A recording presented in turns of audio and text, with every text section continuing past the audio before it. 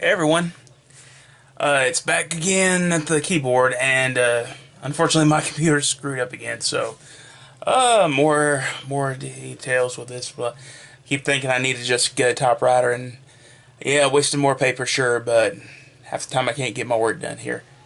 But then again, half the time I'm on Facebook or YouTube or everything else, and I've even been thinking about starting my Twitter page after about like a decade of saying like I'm never going to touch that, but it's probably getting around that time.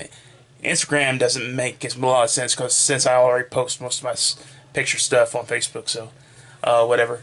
But it's time for another Lost Tales Told, and I'm actually going to real quick, if I have it over here. I think I do. Hold on, y'all. Yeah, a lot of junk over there, huh? You can see all that. But this book has like a good deal of to deal with it, and it's called Lone Wolf by Marianne Vollers. For anybody that does not remember Eric Rudolph, um, he was a terrorist that bombed a lot of abortion clinics, and I think he also bombed like a gay club somewhere or a gay nightclub somewhere.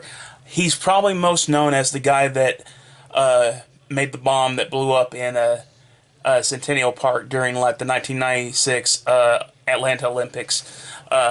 But this really goes to a point where like he was very much an urban legend around here in North Georgia because allegedly he pretty much ran off into the mountains and pretty much disappeared. And most people kind of got that urban legend about him for a long time. He eventually did get caught in Murphy, North Carolina, which is actually just about 20 minutes from my hometown. I don't know if it's 20 miles or not, but then again, it goes back and forth. But anyway, this book actually originally was a testimony to my dad in a lot of ways. My dad was a repairman for Sears, and he pretty much went everywhere in Georgia to work on stuff. But this goes back to like one night when he had come home from work, and my sisters were there, and I was there, and he just said, "You'll never guess where I was today." And of course, where, Dad? And he said in Eric Rudolph's old house, or Eric Rudolph's trailer, because it's North Georgia. More basic, you'll have a trailer than a house. But of course, that came to the question. I think it was one of my sisters that said, "Did you see him?" Because of course, that's the legend that the famous bad guy that got caught. I don't think the question ever came, "Did you catch him?" But that, of course, that whole conversation sparked an idea to really focus on like doing a mystery thriller story like John Grisham, James Patterson, and all of the greats of that style.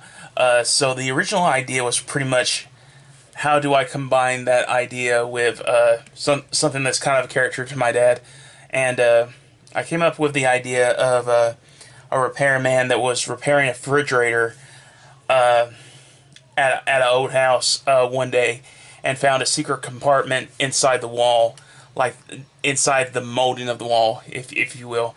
Finding a secret set and finding a diary that had like all of these part assembly parts and a lot of different clues, kind of like the diary from Indiana Jones and the Last Crusade. And I kind of think, well, what if this was like a family where he propelled his family into finding this madman, and it became like kind of a family unit where like they were a crime-solving family, which isn't that much of a new idea, but I thought it was like an interesting idea to have. He has an older daughter that's a deputy in the small town police force, and him trying to like impose on his daughter to open this case and such like that, and it's that father-daughter dysfunction and stuff like that. And I also had two younger daughters, two twins, because I had twin sisters at the time, and I kind of made them like, I'm sorry, y'all, it's hot outside and it's hot in here, so, but it became that kind of idea where like switch on and switch off about those kind of individual components. The problem with that, and it pretty much became like one of the first breakthroughs about me as an author, is the fact that I suck at mysteries. I did another book later on that was more about a married couple where like the husband was accused of murder and quickly exonerated. He didn't have enough evidence against him, but because he was an OCD person, he connected to where he had to solve the mystery, and it was very much in tunes of like the Tom Brooks character that I created for the Toolman, which is the Eric Rudolph based thriller that I had initially intended to. The problem was that I was not good at like figuring out the clues.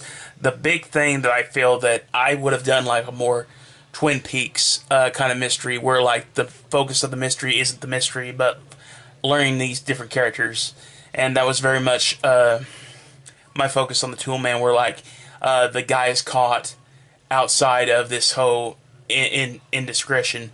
The family is still messed up at the end, still dysfunctional, but somewhat stronger, if not just completely crazed by the end, because this was pointless pretty much.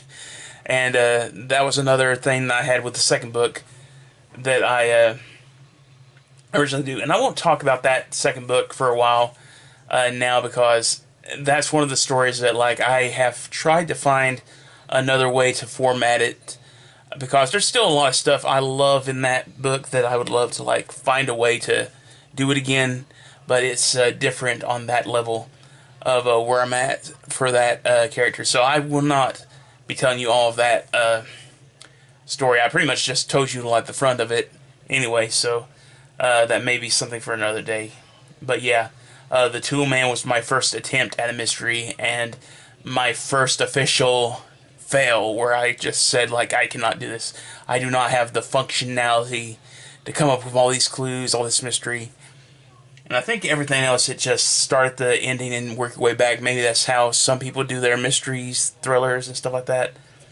I am just not the one to hide clues and hide things like that. I'm more in detailed of like finding out something and just leaving it out in the open and seeing if people just take wind of it. I had an issue with that with excuse me, the Lady Blades book in regards to the villain, because I kept saying like, there is too much in this one chapter where you introduce the villain, you introduce the plot, and then you vanquish the villain.